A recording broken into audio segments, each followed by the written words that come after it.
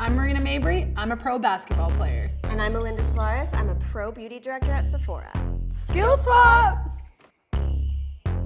Show me how to do a natural bronze. Honestly, it's all about blending. So I like to apply my Makeup by Mario SoftSculpt bronzing stick first, and then I'll apply my foundation over top and blend it out, and it's like seamless. How would I put this Okay, on? yeah, I got you.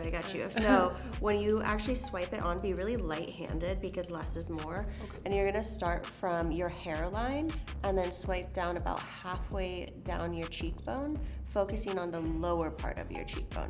So from here to here, light-handed. All right, Marina, do not be aggressive. Let me make sure I found it. Okay. Yep, there you go. Oh, that one's darker than this side. That's okay, we're gonna blend it out. All right. Whew. So should I just like rub it in? I love that motion. So for blending, you're gonna wanna use upward motions because it creates more lift. And think of like a half circle as you kind of move. Yeah, exactly, into the hairline. Once you blend into that hairline, it's gonna be even more seamless because it will kind of not even show where it starts. Am I doing this You're right? doing this great.